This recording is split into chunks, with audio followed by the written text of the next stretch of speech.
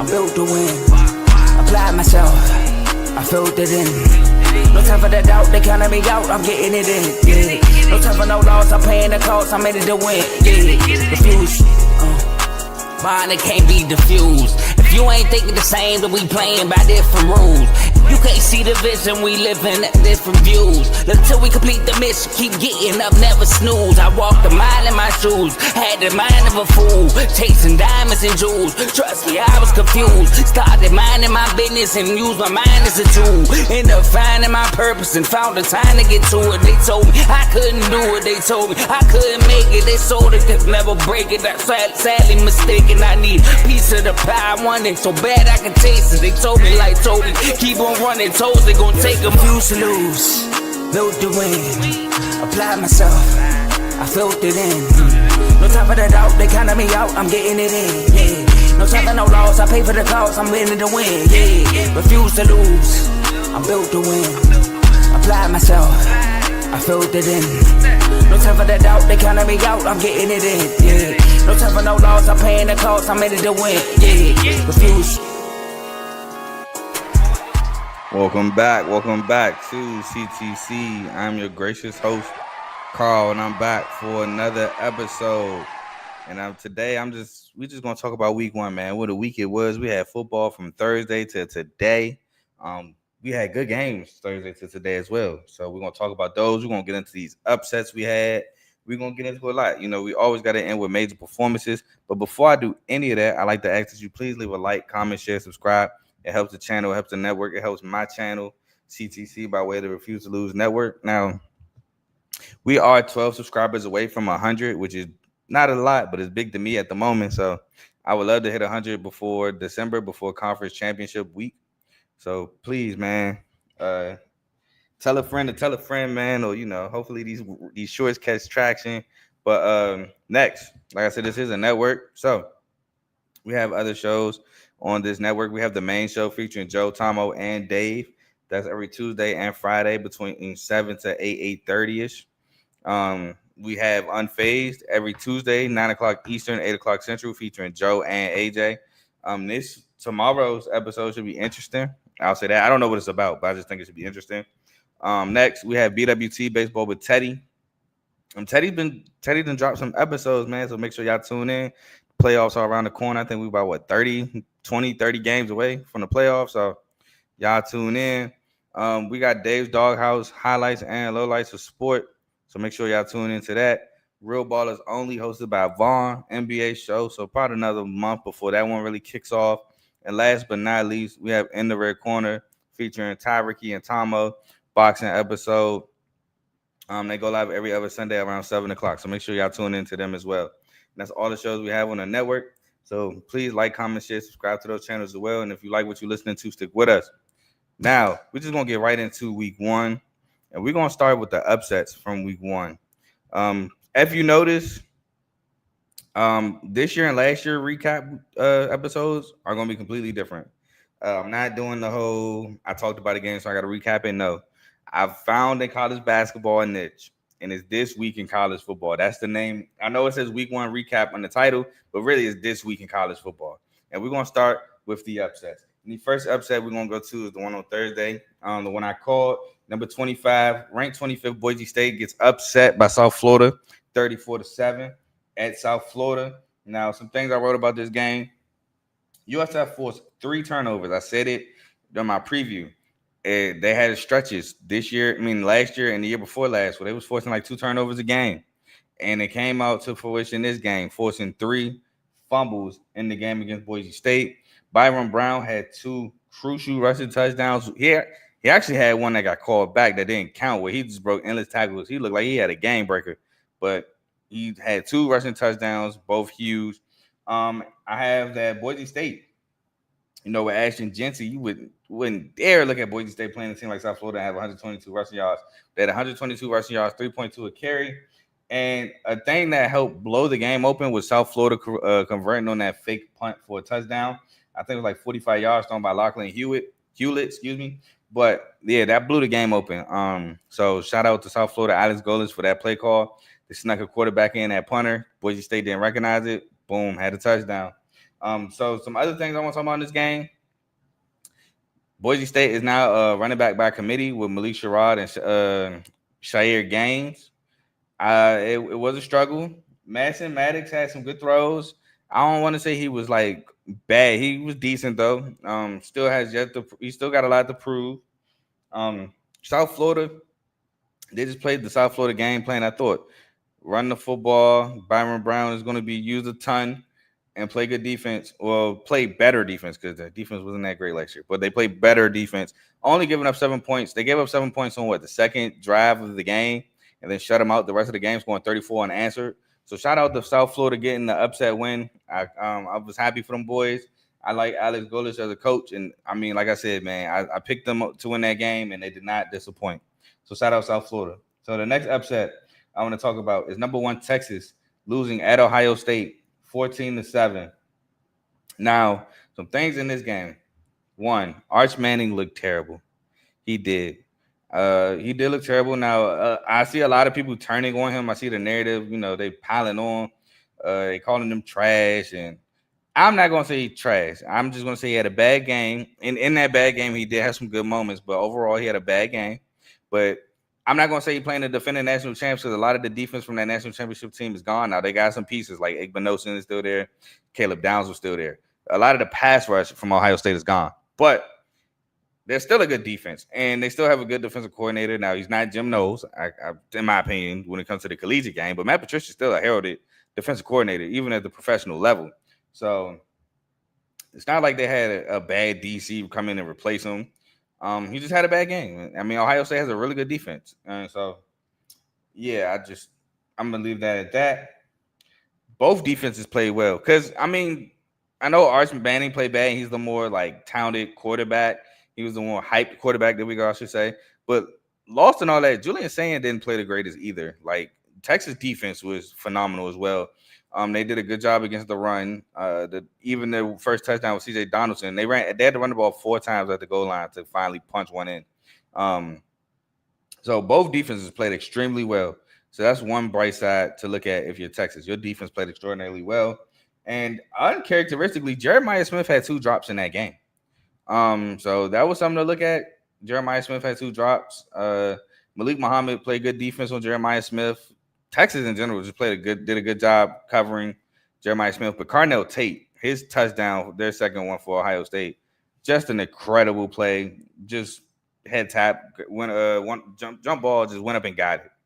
Extraordinary play by Carnell Tate, and that looked to be the difference in the game. So that's all I got to say about that one. Just defenses just took over, very low scoring. Both quarterbacks didn't look the best, but shout out to the defenses. Before I move on, I don't want anybody to take that me saying that Arch looked bad because Ohio State defense looked good was the only reason. Now, Ohio State defense did look good, but Arch in itself missed throws. Himself looked bad even when Ohio State had lapses on defense. He still looked bad. It was just overall bad performance.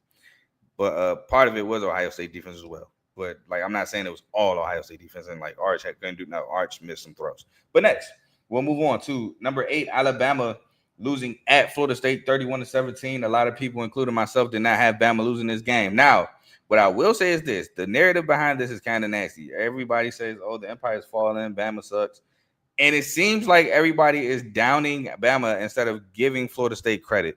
I know in my preview for ACC, I told people this ain't the same Florida State. I actually like Florida State this season. Last year I had them going 6-6 because of who at quarterback. I don't want to say his name, and I was just not high on them. I thought 6-6 because of the schedule they had. But this year I have them going 8-4. Well, now 9-3 because I had the Bama game as a loss. So I had them going 8-4, losing to Bama. So now with that, I have them going 9-3. I have them being one of the good teams in the ACC. And I think Saturday's game was more of how good Florida State is than more so than how bad Bama is as a team. Now, granted, I know a lot of people goes to that one play where the linebacker showing no effort, he's jogging on the field and all that. Cool, fine, whatever. That's a play. But Florida State came and just mauled Alabama's. They ran all over Alabama. And Castellanos was actually a big reason in that. Like I said, man, he's a runner. He's going to want to run the ball. That's what he does. He only threw the ball 14 times. He went 9 of 14. They didn't really like air it out. They really passed it when they had to. But for the most part, they were just running the ball. And I knew that would be the game plan for Florida State. Now, I thought Bama would do a better job in stopping the run, forcing Florida State to throw the ball more. But that's not the case. Florida State had 230 rushing yards, 4.7 a carry. Florida State on third down was 5 of 12, so nearly 50%, while Bama was 6 of 17, so almost 33%. So there's a big difference there in that game.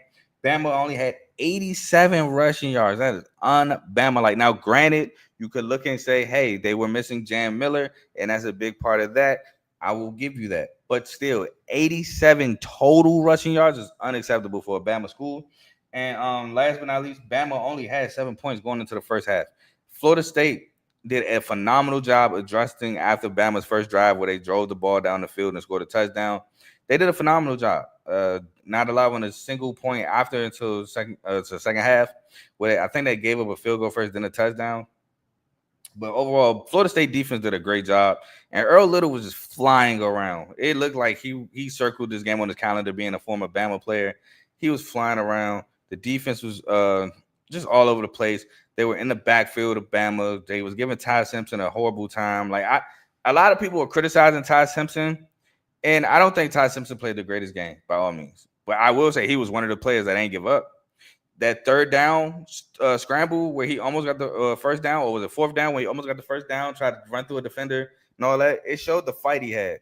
And I can always, look at a guy like that and go, man, hey, he ain't give up. He ain't quit. And Ty Simpson didn't do – I don't think he played that bad. Like, I think he played probably above average. Like, a bunch of people are killing him. I don't think he played that bad of a game. To my defense, in my honest opinion. Jeremy Bernard balled as well. But we can move on to number 9, LSU. At number 4, Clemson, they went 17-10. Now, LSU shut out Clemson in the second half. Didn't give up a single point. That's on LSU defense, like, in these past couple of years. So they're showing that, hey, we can step up now when the offense isn't doing so hot. Or maybe we're playing a good defense like Clemson. Clemson's a really good defense. They were playing a great defense on the other side of the field. We can step up and hold our own too. And they held a really good Clemson team to 10 points in total at home. LSU scored on 2 of their first 3 drives in the second half, which was ultimately the ball game, including the touchdown to Tre'Davious Green, when he was one-on-one against Avion Terrell, almost had a foot difference in height. They threw the goal line fade, and obviously he came down with it. But that was huge. Cade Klubnik, he was 19-38, 230 interception. So why I said those stats? Because he was 50% completion percentage from the field, and instead of having a passing touchdown, he had a pick. Not the best game for Cade Klubnik. Now, I will say LSU was in that backfield a ton, especially on that drive to try to tie it late in the game. They were just the last 3-4 plays. Cade Klubnik had nowhere to go. He was running for his life. And this is very un-Clemson like, and this was an issue I did have with Clemson coming into this game. 31 rushing yards. I did say, who is going to run that football? And they didn't find it in this game. Maybe they'll find it in the games to come. But 31 rushing yards for a Clemson team is a huge problem. Un-Clemson like. So that needs to be adjusted moving forward. Next, we go to Sunday night's upset. And the last upset I have for y'all today, another one I called, man, Miami and Notre Dame. So Notre Dame on the road at Miami. Notre Dame was 6th in the country. Miami was 10th. And Miami wins 27-24. I had them winning that game. Now, here's the thing. Miami's defense was flying around. Looked very different, to my opinion. They held Notre Dame to 7 points in the first half. I was pleasantly surprised. I mean, it's Corey Heatherman, though, so the D coordinator from Minnesota. So it just looks like he just, picking up where he left off. Did a phenomenal job. He did a phenomenal job coaching them guys. We even had Ruben Bain catch an interception on the screen. That was fun to watch. Next, Notre Dame came roaring back in the fourth quarter. It was 17 points. Now, that's when I was like, uh-oh, defense. Is it just fourth quarters now? Are we gonna play? It was, to be honest, it was some momentum changing things that happened to allow them to come back. but Notre Dame did come roaring back to tie it. But Miami held their composure, they held their poise, and they drove down the field and got a field goal to tie it, not to tie it, to take the lead with like a minute or like a little under a minute left. And then that last drive on defense, it's just like he unleashed the hounds. They were just playing in CJ Carr's backfield. They got an intentional grounding, which was like a 10-second runoff and a huge chunk. They sacked him again, like right after that. They just played in the back for the Notre Dame in that last drive for Notre Dame to tie or take the lead. Didn't even give Notre Dame a chance for real. So that was a great game by Miami. I can't really. I mean, not Kadarius. Oh my God, Malachi Tooney played a great game for the freshman. CJ Daniels, catch of the week, could be catch of the year to score. Now, a lot of people are getting on that safety for not blowing up CJ Daniels. You got to remember, man, it's college football. Targeting calls are going to happen. Penalties are going to happen. And, I mean, if we're being honest, it's a spectacular catch for a reason. I thought that ball was picked off. I honestly did. I'm like, yeah, the safety right there over the top. There's somebody underneath. This ball's an interception. But CJ Daniels just made a hell of a play. You just got to tip your cap, man, and just on to the next one. Hell of a catch by CJ Daniels. Great win by Miami. Carson Beck era starts off with an upset win. And if this defense can look like that moving forward, Miami could be a player for the ACC championship game. Shout out my boy Dave in the comment. He said, let's go. Talking about the Miami win. He said the defense definitely looked different. Had them in his changing the culture on that defense. And he said, yeah, that was a bad pass. CJ made up for it. Absolutely. I thought that was a pick 1,000%. But we're going to move on to some notable games. These are some games that I want to talk about that were pretty good games. I mean, some of them I did highlight. I think actually all of them I did. We'll see. But they were really good games. And the first game I want to talk about is Ohio at Rutgers. Ohio went to Rutgers and nearly came away with the W. Parker Navarro is a stud. Like, I knew how good he was already. But oh my God, that rookie games, he showed me more than I already knew. Like, I'm already a fan of Parker Navarro, but what he did Saturday made me more of a fan. He went 21-31, 239 yards, 3 touchdowns, 93 rushing yards, and another rushing touchdown on top of that. He looked great in that game. I can't speak highly enough about what Parker Navarro did against Rutgers. But AJ Kelly-Agamanis also played great as well. He went 18-23, 252 yards, and 2 touchdowns. He played a great game. The running game was able to break long runs when need be. CJ Campbell and I can't remember his name, but the other running back too. It's Antoine. Was it Antoine? I forgot his name. I'm so mad. I forgot his name because he played pretty good as well. But the running game was huge. And then here's the difference in the game. Rutgers was 5 of 5 on 4th down. They were like 1 of 10 on 3rd, but on 4th they were 5 of 5. Perfect 1 on 5 4th downs, which is pretty huge. Ohio just could not get off the field on 4th down. That's a recipe for disaster. But Chase Hendricks had a really good game too. He had 9 catches for 115 yards, in the slot. Even though, Cam Miller he did a pretty decent job on him at times. He actually did a pretty good job on him in the first half. But the second half, man, Chase Hendricks just woke up. But that was a great game. Ohio almost pulled it off, but Rutgers escapes with the win, running the ball, running the clock out late in the game to seal the win. I try to find Brad name because I want to shout him out because he had some good runs as well. Antoine Raymond, that's what his name was. Antoine Raymond had a great game as well. Next game I want to talk about is Cincy versus Nebraska. Now, Cincy was the home team, but the game was a neutral site game at Arrowhead Stadium. Really good game. Nebraska held on to win. Nebraska held Cincy to 3 points in the first half, which was really good. Really, really good. And this is the thing. I want to say that Nebraska started the second half giving up a touchdown to Cincy, or maybe the second drive of the second half gave a touchdown up to Cincy. I don't want to say that they matched the first half, but they did do a good job in the second half. But like the first half was just stupendous. Second half, you give up 14 points. I mean, it's hard to hold a team that good to 3 points overall, but yeah, I think they still need to work on putting 2 great halves of football together. But overall, pretty good game by Nebraska. Since he rushed for 202 rushing yards, which is big because Brendan Sorsby didn't even have 100 yards passing. He had like 70 or something like that. Did not pass the ball for much. Since he run game, kept him in the game. But Nebraska sealed the game with an interception. I ain't gonna lie, Sorsby was driving him down the field before the interception, and then when he threw the pick, I was like, "That's the Brendan Sorsby I know." But pretty good game, very good defensive game. Emmett Johnson had a really good game as well. He broke some runs in that game as well. He did his job. Dylan Raiola actually had a really good game as well. Dylan Raiola had a good game. I don't see too many people talking about it. I think people don't like Raiola because he mimics Mahomes, and everybody say he's like a Mahomes clone, and he wants to be Mahomes. Which, by the way, I mean, I get some things he kind of overboard with, but it don't remind you of people that wanted to be AI, people wearing the headband like AI, people getting cornrows like AI, stuff like that. It's just what people do. Like, people that play the sport, patent their games, and do things. Now, granted, he do kind of take it a little overboard, like their athletes they like. And I legit don't have a problem with it, to be honest. I think it's because of who he's imitating.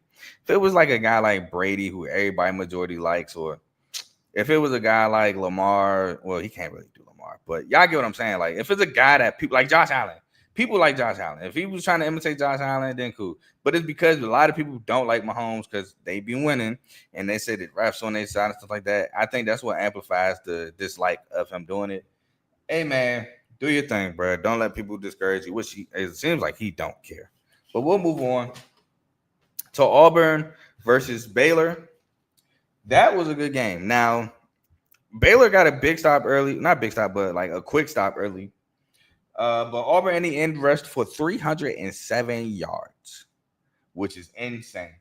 The passing game was kind of like not needed for real. Like, they obviously had to pass at times to keep Baylor honest, but for the most part, the run game just did his job. Cam Coleman and Eric Singleton Jr. didn't get the ball as much as I expected, but it didn't matter. Jackson Arnold did his thing on the ground.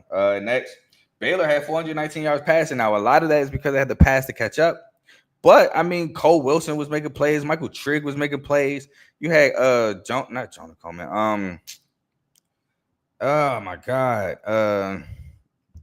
Cameron. My God, he went number 34. I can't remember his name. Why am I blanking? Is it Jonah Cameron? No, Cameron. Oh my God, I'm so mad. I'm blanking on his name. I like Brett too, the receiver number 34. I know his name Cameron. I can't remember his full name, and it's blowing me. Josh Cameron. There we go. Josh Cameron. He came alive in the second half. First half, I don't think he could have passed, but the second half he came alive. They just got playmakers, man. Even Kobe Prentice made some plays. I think Kobe Prentice even scored a touchdown, but they made plays. Sawyer Robertson, however, was a bit inaccurate at times. I will say that. He did miss some throws. But here's the difference in the game as well. Auburn, due to the run game, on third down was 5 of 10, 50%. While Baylor was 5 of 15, 33%. So that's a huge difference in the game. Also, to me, it seemed like the Jackie Marshall injury for Baylor on the D-line was a huge blow because, to be honest, the run game for Auburn was pretty solidified. Now, on the play he got hurt, Jackson Arnold did run for a bit. But I think that was like on a scramble. And it just seemed like the floodgates opened after Jackie Marshall got hurt, and he did not return. So it seemed like the floodgates open, and Auburn could not be stopped on the ground. So that was huge. Next, though, Coach Prime in Colorado take on Haynes King, Coach Key, and the Georgia Tech Yellow Jackets. And the Yellow Jackets escape with the win 27-20 on the road in Colorado. Now, to be honest, Colorado should have probably easily won this game. Georgia Tech starts out the game with 3 turnovers on their first 3 drives. Colorado converts one of them for a touchdown. But Georgia Tech defense steps up, only gives up 13 points after that. Dude, they do a phenomenal job. Colorado was able to move the ball, just not able to sustain too many drives. Georgia Tech, Haynes King went crazy on the ground. Now, granted, he had 2 fumbles and a pick, but he had 156 rushing yards. Could not be stopped on the ground. Jamal Haynes did his thing on the ground too, but Haynes King just went bonkers. 156 yards and 3 touchdowns. He had, like I said, just went bonkers on the ground. Colorado, on their last drive of the game, did not use their 2 timeouts. You can't take them home, Coach Prime. I'm sorry. I got criticize you for that. You know, I love you, coach. I love you, dog. But I how do you not use those two timeouts? I don't get it. Um, so that was bad clock management. But I see some dude talking about. I ain't even gonna talk about it. He's nobody worried about him. Coach Prime and I'm gonna get it together. This is a slip up, man. Everybody does it. Everybody he be all right. Coach Prime cool. But yeah, Georgia Tech, man, a game that they should have lost. From how they started, turned it around and got the job done. I am worried a little bit about Colorado's run defense yet again this year, but I do see big improvements of Colorado overall, including rushing the passer and including they had a really good run game against a pretty solid Georgia Tech defense. So maybe this year Georgia Tech can run the ball. Caden Sawyer, oh, I got to talk about this. Caden Salter, did miss a wide open, easy touchdown to the running back late in that ball game. Gotta get that together. Caden Salter has to hit that throw. That was big as well. But overall, Colorado showed me some things that they are better in. They are improving. Them trenches are getting better. And I'm excited to see what Colorado does in the future. Next game. Oh, no. That's it. That's all the games I have to those are all the games that are notable. Now, these are some games I wrote down to mention. I'm gonna just talk about them real quick. Not in depth, like not too much in depth like what I've been doing. Just real quick, mention them some key points and moving forward. So the first game, which I ain't really got much to say, North Dakota almost upsets number 17 Texas State. 30, they lose 38-35 at I said Texas State at Kansas State. Excuse me, they almost upset Kansas State. They lose 38-35. Avery Johnson hits, I believe, Joe Jackson in the out the backfield for the game winning touchdown. I see a lot of people blaming week 0 in Dublin. How do you blame that when Iowa State blew out whoever they played 55-6 or whatever? They blew them out. I'm not blaming Dublin. I'm not blaming week 0. Kansas State, I don't know. Maybe they was looking past them. I don't know what, but I'm not blaming Dublin. I'm blaming Kansas State. But Avery Johnson led the game winning touchdown drive, and then it looked like North Dakota was going to come down to tie it, but they made some plays defensively, got the job done. Next, we're going to talk about Syracuse getting blown out by 24th ranked Tennessee, 45-26. I know it looked like when Syracuse was like making a push to come back, Tennessee just easily go down and score. Joey Aguilar looked amazing against the Syracuse team. Tennessee looked amazing against Syracuse. They're looking like they're going to be a really good team. Syracuse, man, I think they did a good job fighting, but Tennessee just looked like they were too much. Next, we're going to talk about Northwestern at Tulane. Tulane absolutely manhandled Northwestern 23-3. Northwestern maybe had 2-3 good drives where they were moving the ball a little bit, but other than that, Tulane just came through and wreaked havoc, including 4 interceptions thrown by Preston Stone, just dominated on defense. Jake Retzlaff broke a huge run for a touchdown. I want to say like 60, 70 yards. He went crazy. Receivers were making plays on third downs. And there was a little, I guess, disrespect in it with Northwestern not allowing Tulane to wear white for Hurricane Katrina. So there was more added on to this game, but overall, Northwestern just got manhandled. And I called this game. I called Tulane winning that game. I figured Tulane would be a tough opponent, man. John Summerall is a really good coach. Tulane's a really good American Athletic Conference program. So they got the dub. Next, this game, I'm just going to talk about the quarterback. Cal, 34, beats Oregon State 15 and Oregon State. Now, I did pick Cal to win this game, but I did not know how good this quarterback was. I don't think anybody did, other than the Cal coaching staff. But, man, and I'm going to butcher his name, Jerron Kiwe Sagapulutele. Man, that freshman quarterback had me amazed watching him play for the first half before I fell asleep. But his first touchdown pass, the tight end is completely covered. He throws him open on the inside and leads to a touchdown. He was throwing people open. He was making plays happen. So shout out to him. I know he's getting a lot of Twitter fame. He even responded like he's grateful. Keep working, young man. You played an extraordinary game, and man, just shout out to him. But we'll move on to Coastal. I got to talk about it. I was dead wrong. Coastal Carolina at Virginia, where Virginia wins 48-7. Man, Coastal just came out and just said, you picked us, Carl, but we about to make you look stupid. And I'm not going to lie. This is what changed the game. Coastal kicks a field goal, up 3-0. But it was I think 12 men on the field or illegal formation on the defense. So obviously on 4th and 4, 5-yard penalty, Coastal's going to decline me, accept that penalty, and try to go for a touchdown, which I don't blame him. That's what I would do.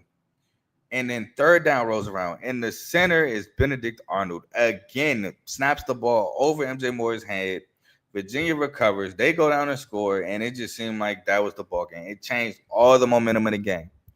And Virginia just took off from there. Cam Ross had an amazing game. But, yeah, Coastal absolutely got dominated. I look stupid for making that pick, but it is what it is, man. I do it 9 times out of 10, man. I ain't always going to be right, and I ain't afraid to admit when I'm wrong.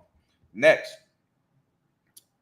Man, I fear I might have underestimated Jason Beck and Devin Dampier together. Utah absolutely destroys UCLA 43-10. I did pick UCLA to win only because they were at home. I did not think that Jason Beck and Devin Dampier was going to do this.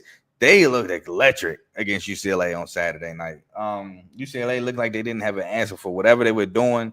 Devin Dampier and Jason Beck looks like to be the duo that a lot of people didn't know they needed to see. I knew that Jason Beck was going to bring the run game to Utah. I knew he had an explosive offense at New Mexico. But I'm like, he's taking over Utah. There's no Cam Rising. I could be jaded by Utah always looking bad with Cam Rising getting hurt. But man, oh man, that offense looked really well. And Utah being explosive or an electric offense is dangerous for college football because they're always got an elite defense. They always got a defense that's going to stop people from scoring. Now, if they can score themselves, I would be careful. Like I said, man, I think I severely underestimated Jason Beck and Devin Dampier. And for that, I apologize. But we'll see moving forward. And the last game I want to mention before we get into major performances is my South Carolina Gamecocks beating the Virginia Tech Hokies 11-24 in the Mercedes-Benz Dome at a neutral site. Lenore Sellers just made big plays. Nick Harbor made big plays when it mattered most, but we got a shout out for Kari Swain in that punt return, blowing open the game. That was huge. Shout out to defense making plays, keeping Virginia Tech out the end zone. Didn't score a touchdown all game. And that was crazy too, the Vakari Swain punt return, because they punted the ball but got an illegal formation. And Coach Beamer decided to accept the penalty and have him re-kick, and that's when he took it to the crib. So shout out to that happening. But let's get into these major performances. Boom. Let's cue up the cheering. I got 20 players, and I probably could have had more, but I wasn't trying to do all that. So here we go. We're going to start with a guy that played tonight, Jordan. Touchdown.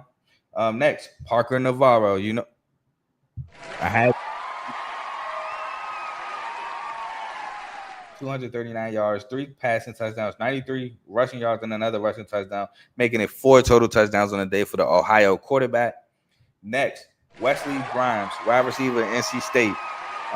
He had 4 catches for 121 yards and a touchdown. Real quick, I do want to talk about the game real quick for a second. So NC State wins 24-17. But shout out ECU, Caden Hauser, and the guys for fighting back and potentially almost tying that game up for some OT, where I think they might have won it. But shout out to them for that.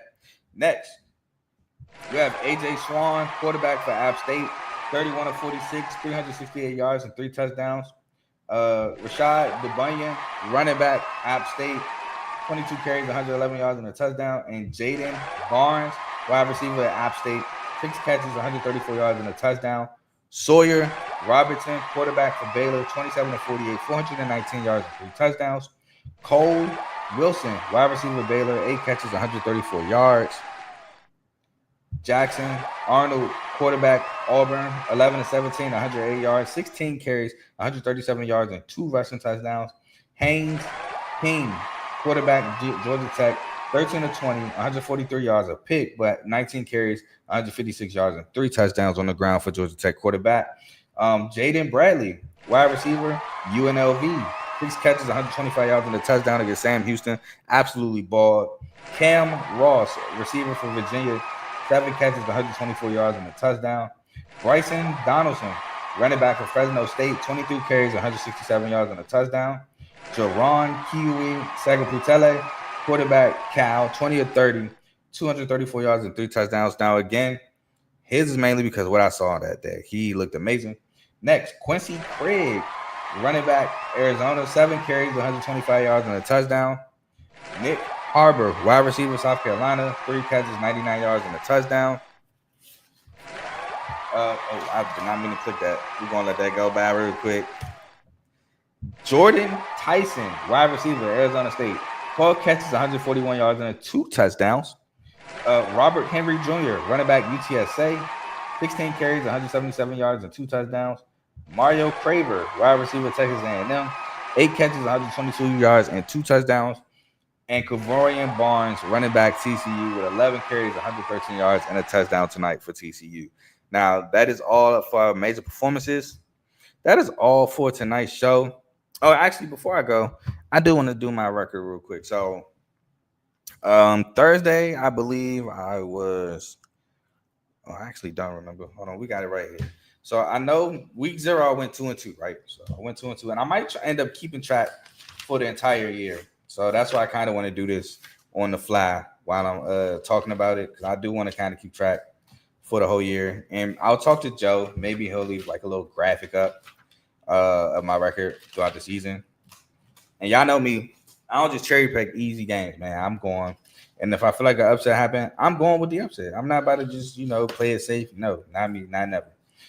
So Thursday I went 1, 2, 3, 4-0. I went 4-0 Thursday in my picks. Rutgers winning, South Florida winning, NC State winning, and Nebraska winning. So 4-0. Friday I went 1-1, 2-1. Only loss being Baylor against Auburn. So I went 6-1 on the weekday. So right now that would leave me being 8-3.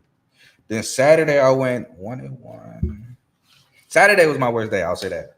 1-1, 2-1, 2-2, 2-3, 2-4. I went 3-5. I went 3-5, man. My only wins were Cal against Oregon State, Tennessee against Syracuse, and Tulane over Northwestern. My 5 losses were Texas over Ohio State, Bama over Florida State, Coastal Carolina over Virginia, Clemson over LSU, and UCLA over Utah. So 3-5. So that would bring my record from 8-3 to 11-8. And then Sunday I went 2-0, and I went 1-0 today. So that makes me 14-8 on the year. So I'll talk to Joe. Maybe he'll put that on the graphic for me. But right now I'm currently 14-8 through week 1.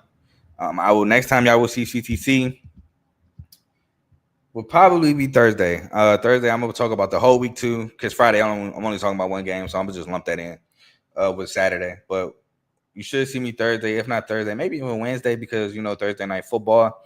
But until then, y'all be safe. I'm about to go to bed. I got work in the morning.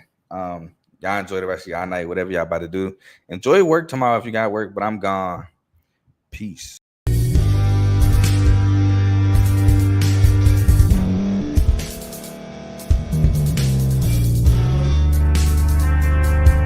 Thank you for staying to the end. If you're watching this on YouTube, please like this video, subscribe, and also hit that notification button so you can be notified next time we put out a video. If you're listening on any podcast platform, subscribe and hit that notification button, y'all, so you can be notified we put out another podcast audio. And last but not least, hit that share button. No matter what you're listening to or watching it, hit that share button and send it to somebody that you know that would love to watch this episode you just listened to. So once again, thank you for staying to the end, and we'll see y'all in the next episode.